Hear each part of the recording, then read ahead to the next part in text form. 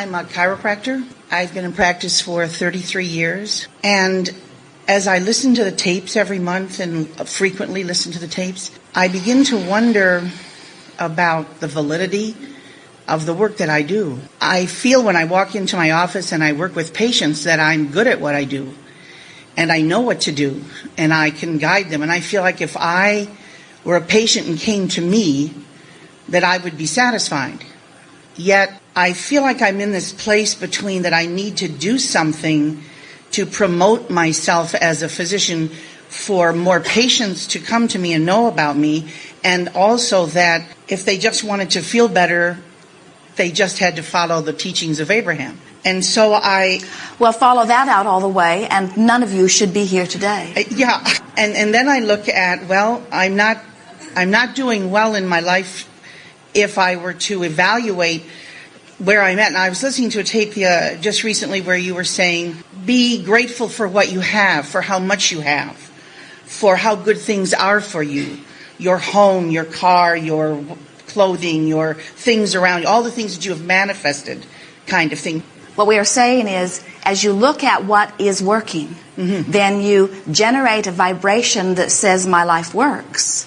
And when the vibration within you is one that says, my life works, then in everything that you approach, your life works.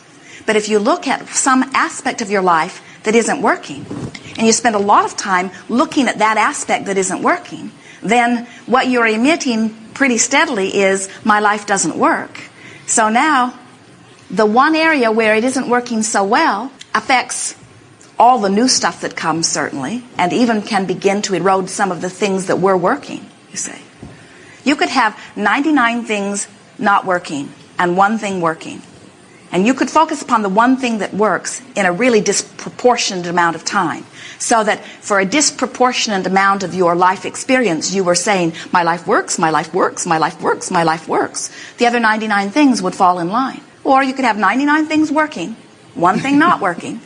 Focus on the thing that isn't working, beat the drum of that, join groups about it, talk about it really often, get all the books on it, activate it profoundly in your experience, and let it be the representative of the vibration that is you. So when we say count your blessings or look at positive aspects, that's just about deliberately activating what's working, because when you do that, you get more and more and more and more of that. That's why the better it gets, the better it gets, the better it gets, the better it gets, the better it gets, the better it gets. Or the worse it gets, the worse it gets, the worse it gets. But really, the better it gets is by far the dominant stream. It's amazing how well you do with as much pushing against, not you, but you, as you do. In other words, you've got to accept that well-being is the order of this universe. Yes. Yes. I do accept that, and I look at something that's eating away at me, which is, and of course, the moment that I say that, I know what I'm saying is, take that back, but I'm going to go forward anyway. But yes. The amount of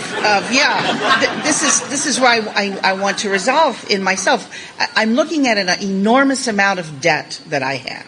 Now think about what you're doing. I know. You not only called it debt, you called it enormous debt. And that's the truth. Oh, to me. it is the truth. We understand that. But you hear us playing with you that there are a lot of things that are true. There are people who are thriving. That's true. There are people who are not thriving. That's true. There are people who are experiencing radiant health. That's true. There are people who are experiencing sickness. That's true. So what? There are things that I've experienced before. That's true. There are things that I didn't like that I experienced. That's true. There are things that I experienced that were wonderful. That's true. There are things in my life that are terrible. That's true. There are things in my life that are wonderful. That's true. So what? There are things I like to eat. There are things I don't like to eat. There are colors I like. There are colors I don't like. In other words, let's not debate whether it is or whether it isn't, because anything that anybody has ever thought is somewhere in someone's experience. Instead, let's talk about what you want to activate in your experience. Just because something is true doesn't mean you want to activate it in your experience. And just because you have lived it doesn't mean you want to activate it again. And just because you are living it doesn't mean you want to keep living it. Right. Ooh, that was really good. Did you get that? Yes, it was. So why will I keep beating the drum of this thing I do not want? It's like saying, universe, I don't want it. Give me some more. Universe, I don't want it. Give me some more. I haven't yelled uncle yet. Keep giving it to me. Keep giving it. No, I haven't reached my threshold of not being able to bear it yet. I can endure more. I can endure more. I can endure more. I can endure more. And fortunately, some of you come to breaking points where you say, no more, and you sort of give up. And in that moment, things start getting better for you. But you could start doing it right now by saying, no point in talking about and activating the vibration of not enough. Why not look at the aspects where there is enough and let that be the dominant vibration that I'm offering? So let us offer you some words here. And it is our plan to help you find the path of least resistance. So just sit and relax and play with us. There's no right or wrong in this. And we'll throw some sentences out, and you choose which of the sentences not is true, but which of the sentences feels like the path of least resistance to you. Which of the sentence feels the best to you as you hear it? I'm experiencing enormous debt from which I see no easy way out. I have enormous debt, but I'll find a way out of it. Number 2. Not a great deal of difference, but it was slightly softer. And from where you are, that might have even been a bigger jump than you're willing to make, but we went for it anyway. I know the potential for more income is there for me. I just haven't been able to figure out how to get it flowing. I'm looking forward to more income flowing into my experience. Yes, that. Subtle difference, but there is a difference, isn't there? Oh, yes. No matter how hard I try, I keep ending up in essentially the same place. No effort is ever wasted because I'm gaining clarity along the way. Yes. Even though I think I'm getting further ahead by the decisions that I'm making, when I analyze it, I really have not made any strides forward. In fact, I'm in bigger debt than ever before. I probably shouldn't make this debt issue the basis of my feeling of success. Yes. All companies who thrive are debt-free. A lot of thriving going on with a lot of debt. It's wrong for me to have debt. Debt, in and of itself, is not inappropriate. Okay.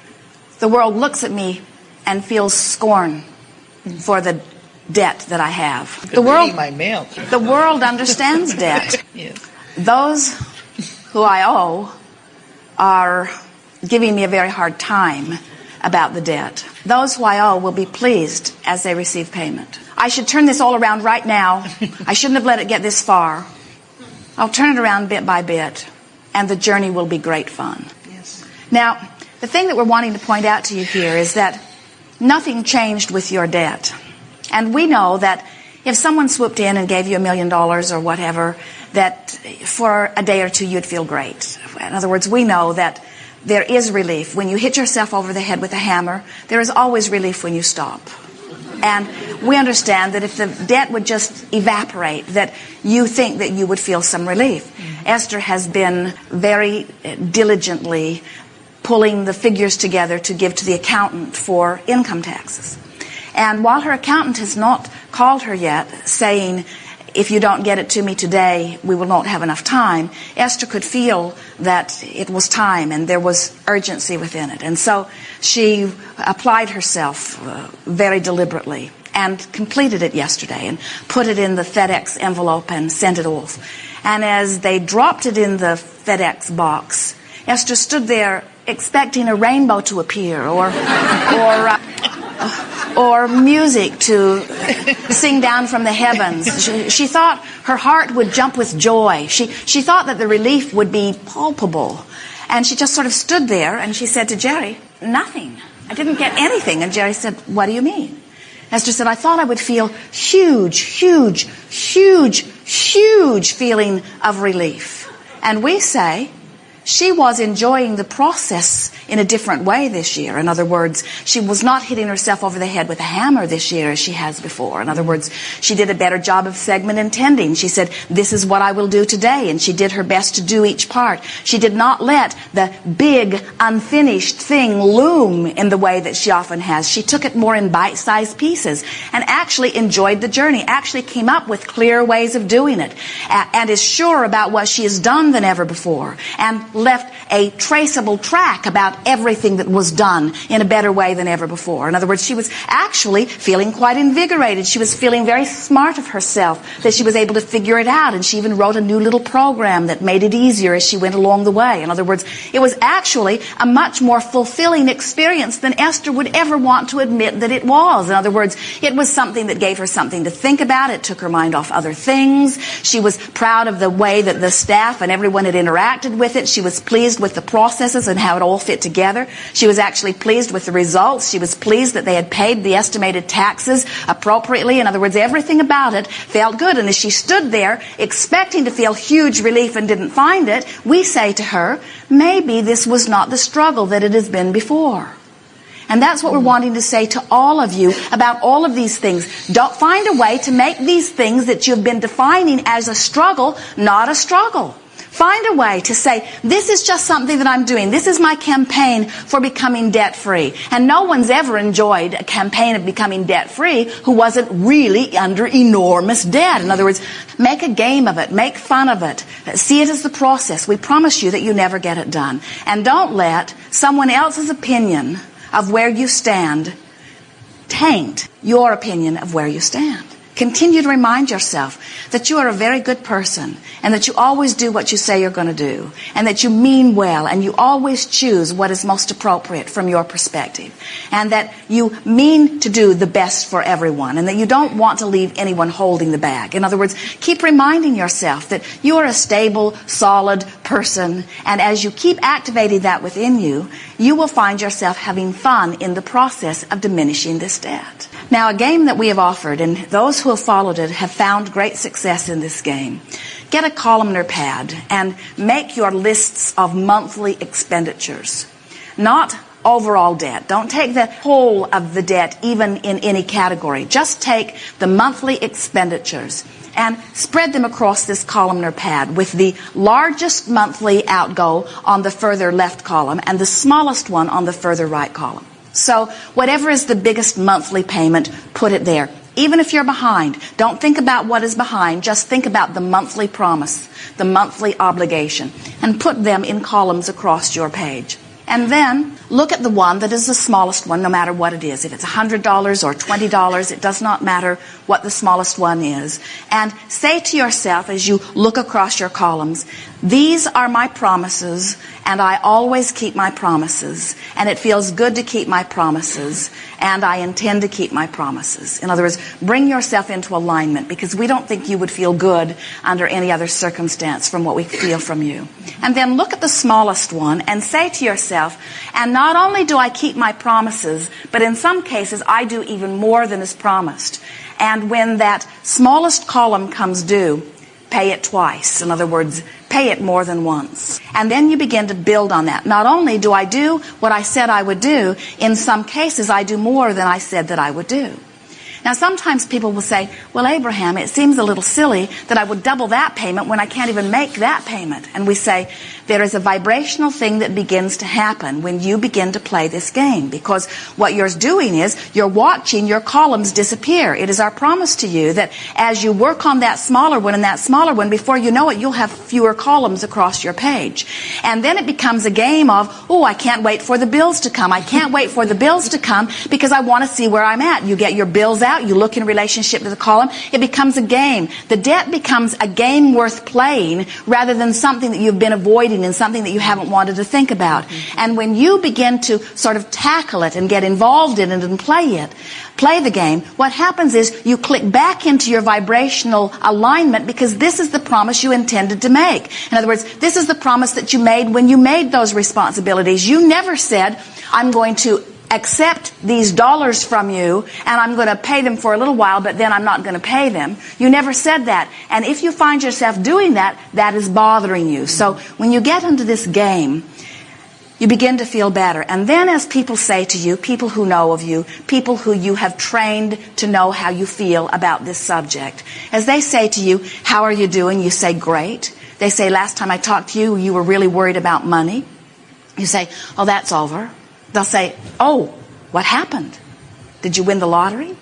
Did someone die? Did you get a big inheritance? And you say, no, I just got it under control.